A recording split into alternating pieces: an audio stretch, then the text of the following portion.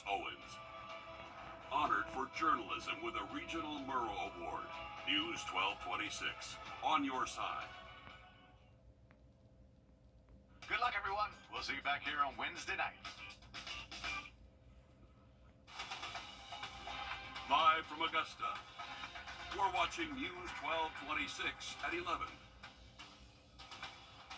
New at 11, we're hearing from a city council member about issues at the North Augusta Pound not allowing volunteers to take animals off the property. We'll dive deeper into why that is in just a bit.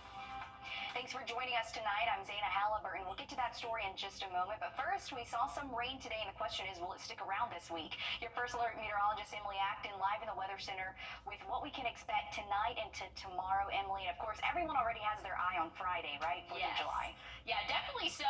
And I'll give you just a little sneak peek. I think it's going to be pretty good for us by the time we get to Friday. But we have to get through a couple of days of afternoon showers and thunderstorms. Here's that severe outlook for your Tuesday. Really going to be the second half of the day. We have that chance for strong to severe thunderstorms north of I-20. That's where that risk really feeds into. So just know there is that small chance, but overall, most of those storms will be below severe limits. But here's a current look at the radar. Thankfully, things are starting to finally dry up. We had a very wet afternoon, very slow moving storm over the city of Augusta. It kind of sat over us for roughly an hour and 20 minutes or so, brought around 2.5 to 3 inches of rainfall for the city, but things are drying off and clearing out for the overnight hours. Throughout the first half of the day tomorrow, we'll be dry and pretty warm. We'll warm up into those upper 80s, low 90s by the time we hit the afternoon, but those showers and thunderstorms will come into play late afternoon, early evening.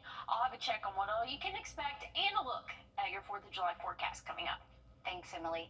North Augusta City Council says a liability issue is the reason behind a temporary moratorium preventing volunteers from taking animals out of the shelter. It's an issue unique to North Augusta, and City Council members say they're currently looking for a solution. Right now, the effects are being felt, and not everyone is happy about it. Your Kennedy Payne is live in studio now and spoke to a council member. Kennedy, what did they have to say about this issue? Well, first, we reached out for an interview with the city, but we were told they would not be conducting any interviews about the issue since it's still being reviewed, and directed us to the city council meeting held on June 16th. I'm told the pound is an old maintenance shed and they need more room, especially as North Augusta continues to grow. So with volunteers now facing even more hurdles, it could mean life or death for some animals.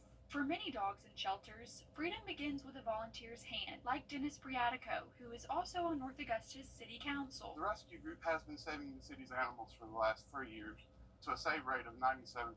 But now those hands are tied. The volunteers have lost the right to take animals off site. It's something that the city, I'm very gracious the city is working through, but it's one of those things where when life is on the line, it can't be done fast enough. The city says it's about liability. We pick up that dog and bring it to our pound.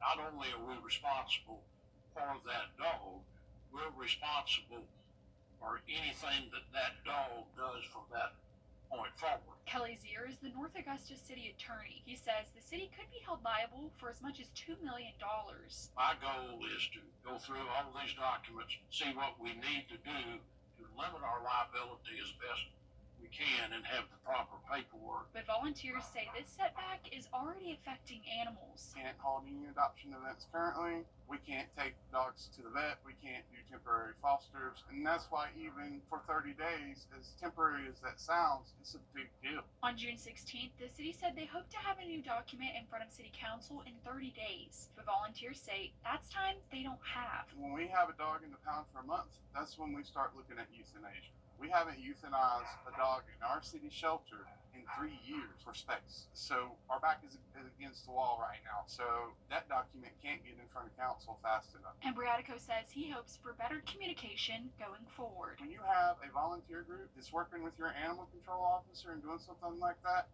you owe them the respect of approaching them and communicating with them before you make decisions that unilaterally affect what they do. Volunteers say if you would like to help in the meantime, you can still volunteer at the pound to get animals out in the yard to help socialize them. They also say it helps to take pictures of the animals and post them on your own social media, or find Friends of North Augusta Animals online and share their post as well.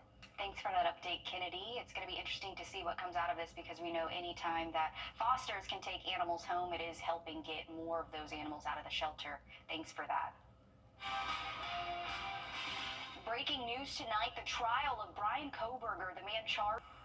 Here at New tonight, the Augusta Fire Department says no one was hurt after a fire in downtown Augusta this evening. Our News 12 crew spoke to officials on scene at the intersection of 12th and Broad. The intersection was blocked off with emergency vehicles for a while, but is now open. We're told the fire is being investigated. Developing today, the South Carolina Highway Patrol investigating a crash that killed an Augusta man. Officials say 57-year-old Kendall Walker was killed in a crash Saturday afternoon on I-20 just east of Gilbert, South Carolina. Troopers say a car crashed into motorcyclists. Highway Patrol says Walker died at the scene and the 3 others hit were taken to the hospital. Officials also say Walker was not wearing a helmet and none of the people in the car were injured. Tonight, the Burke and Richmond County Sheriff's offices are asking for your help with any information from a deadly hit-and-run accident as they reveal they're searching for suspects that stole from the victim. Davion Williams was arrested in connection to 23-year-old Xavion Wimberly's death. He was arrested 3 days after the hit-and-run happened on May 25th. He's charged with vehicular homicide, hit-and-run, and driving under the influence. A joint press conference with the agencies was held today to provide new details in the death of Wimberly. He was killed while trying to cross Deansbridge Road around 3 in the morning. Part of the new information from the conference revealed someone stole items from Wimberly after he was hit. Very horrible thing as he lay there fighting for his life to have somebody rummage through his belongings and to take things from him. It's just reprehensible. Wimberly was from Burke County. You can call, message, or email either sheriff's office with any information you may have.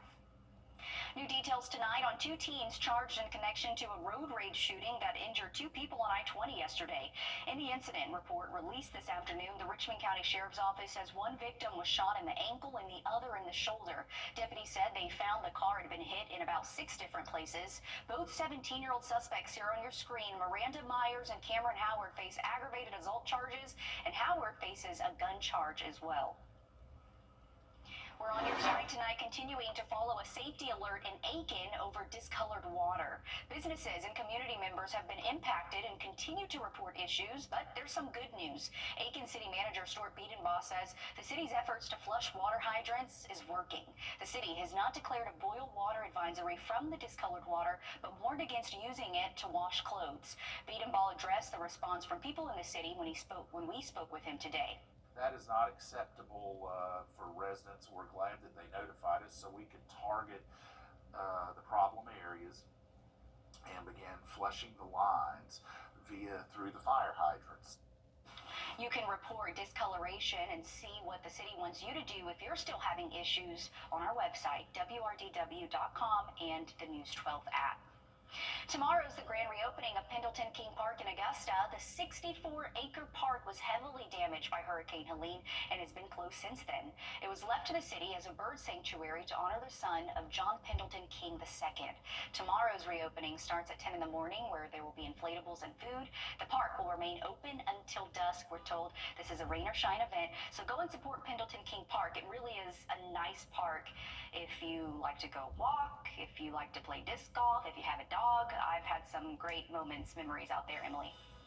Well, it should be really good weather for the first half of our day tomorrow, so that's definitely some good news. If you do want to head out to that park, it is going to be nice for the first half of the day. Second half, rain chances come into play. I'll break down what you can expect tomorrow and throughout the next 7 days coming up. At Parker's Kitchen, we go big, like our huge, crunchy, juicy, never frozen chicken tenders with an extra large serving of Parker's signature sauce. At Parker's Kitchen. Breaking right now, the shutdown on I-20 is causing Stay delays. connected to the team you trust your way. We have a safety alert for all you mom and dads out there. Get breaking news and investigations here on the WRDW News app. We're tracking strong to severe. Get instant forecasts with real-time alerts here on the WRDW First Alert Weather app. And stream live on your TV, hear or watch anytime on your schedule. We're covering breaking news out of Augusta. Download all 3 for free. Stay connected to WRDW wherever you are. And stream live on Come and experience a community engaged in living out God's mission as we encourage and support one another to grow in faith and impact our world for Christ.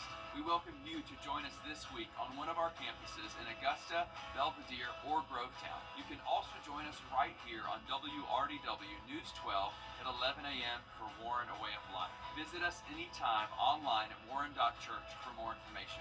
We hope to see you this Sunday.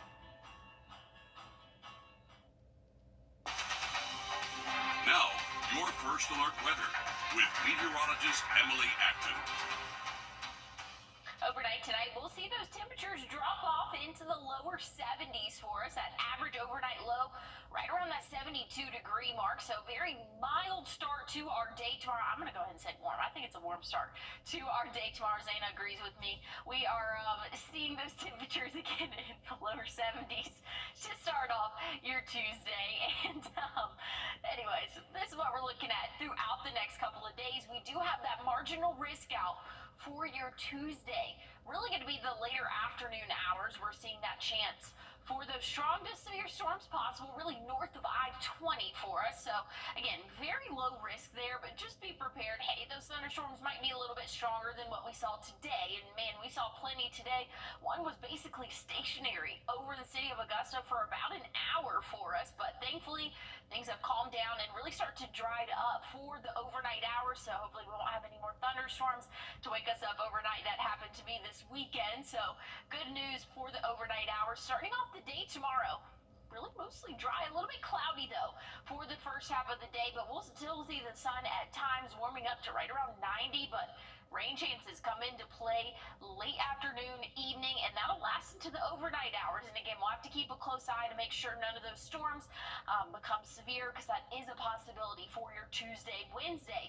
That severe threat is not there, but we will still see a few afternoon showers and thunderstorms for us. So we'll keep a close eye on that as well. Something that's been buzzing on social media here is the tropical outlook for us. This is about a 20% chance for any development over the next 7 days. Right now, really just looking like it could be a potential rainmaker for our area, just bringing a lot of moisture to us here in the southeast, but we'll keep a close eye on it here. We still have a lot of time to let that storm form if it does want to form into anything. Your 4th of July, though, looking dry, no storms in the forecast for your Friday. We'll see those highs in the 90s for the afternoon. If you want to enjoy fireworks, we're still going to be in the 80s throughout the evening. We'll eventually drop off into the 70s overnight. But again, if you're out around 9, 10, 11 p.m. at night enjoying those fireworks, still going to be pretty toasty out there. But look at Wednesday, 88 for that average high. That's because the cold front is going to be pushing through.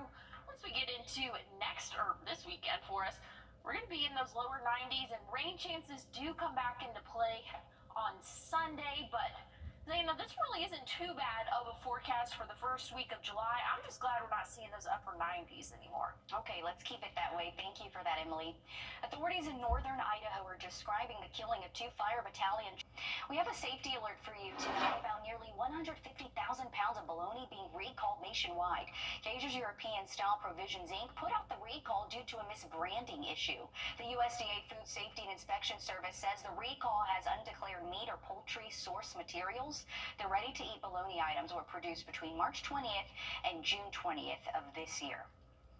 Looking ahead to July 4th this week, where a lot of celebrations are planned. You can take out your phone and scan this code on your screen for a full list of events around the CSRA. Some of those events include Boom in the Park on July 4th from 5 to 10 at Evans Town Center Park. Fireworks in downtown Augusta begin at 9:30 at the Augusta Common. There are more celebrations planned for July 3rd, some on the 4th and 5th. Again, this code will take you to a full list on our website. The first day of deliberations has wrapped up in the trial of Sean Diddy Combs, and it started with some issues. We'll tell you what happened after the break. And before we head to break, here's a live look from Pittsburgh and your winning lottery numbers.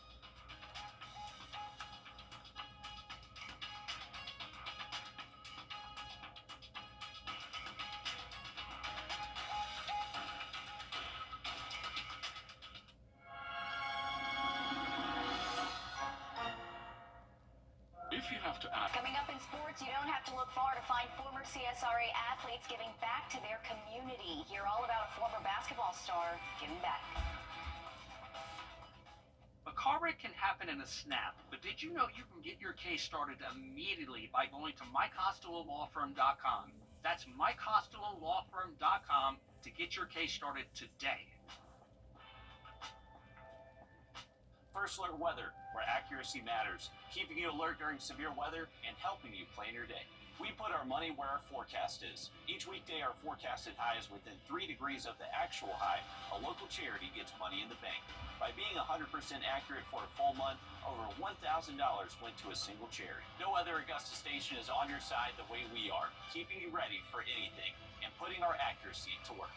The First Alert Weather 3-degree guarantee, sponsored by Tub Doctor. It's the best.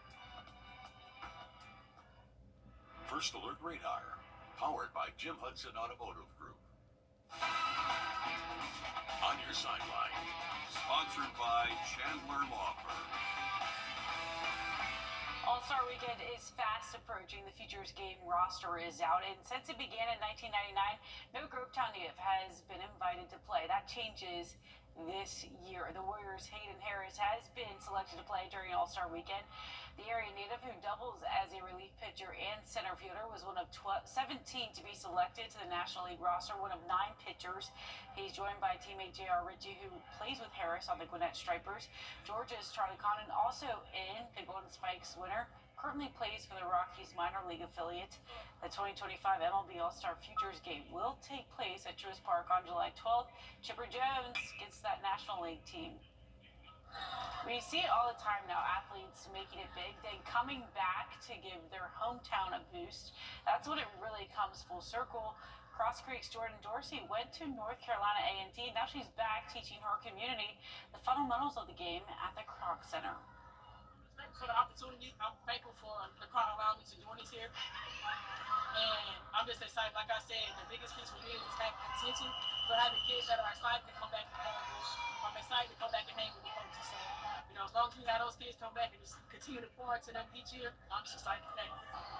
Dorsey also brought along Duke assistant basketball coach Will Avery to talk to some young basketball players.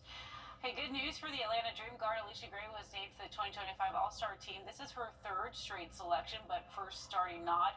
The standout guard is averaging a team-high 19.5 points per game.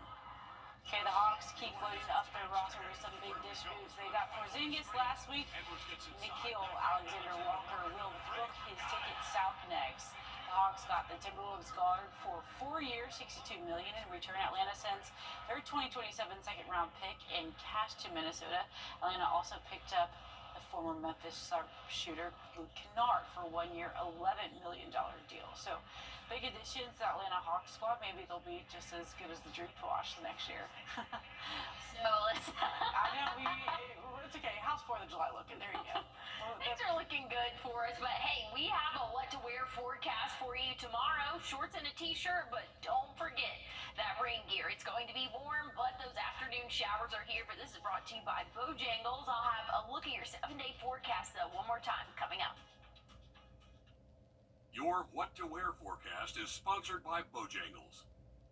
Bojangles just launched the new. They helped me, and I know they'll help you too.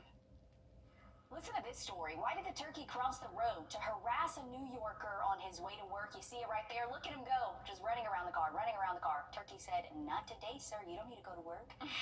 Earlier this month, Noel Colin was leaving his Staten Island house when he saw a turkey sitting on his front walkway. The bird started to follow, quickly started to chase him. He's running around his car. And then he also found this later on, turkey eggs near his yard. Yeah, that checks out, but man, that's getting your heart pumping. Like you just woke up, basically, rolled out of bed, and you're getting. Who needs coffee? I couldn't even get it. Look at him. Yeah, he went to work and he was like, guys, you would not believe what just happened to me this The way morning. he makes it around his car, that was pretty impeccable. The amount of times I'm yeah. like, wow, I would have just fallen down at that point and just said, take me. I would have just ran back in the house, I'm pretty sure, at this point. What if I went in the car with him? That's bad. I would have freaked out. Yeah. So that's what it was. He was too close to the baby eggs there. That's a big old turkey. Yeah. Yeah. I would be be scared. I would be very scared. That's a story. Like when you get to work and you're late, and your boss is like, "Why are you late?" and you miss like an important meeting or something, and you're like, you got the film. "I was getting chased by a turkey." What do you think your boss is saying? Like what? They'd be like, "Show me the proof." Okay, 1 second. Let me check my camera. Yeah. Or they would say, "Yeah, that's a crazy enough story. I'll believe you." Who would make a they're getting chased by a turkey? I don't know. But Turkey's kind of random out of all things. I didn't know turkey chased people. I knew geese did, but I didn't know. I didn't know turkeys did. And I guess if the turkey eggs are pretty close by, they're going to chase you. But let me tell you, in this heat, I don't want to be running from anything. It's too hot for that. I definitely agree. But hey, we might be running from some showers tomorrow. In the afternoon, we're anticipating scattered showers and thunderstorms for us ahead of a cold front. So check out Wednesday's high temperature, 88. I love to see the 80s this time of year.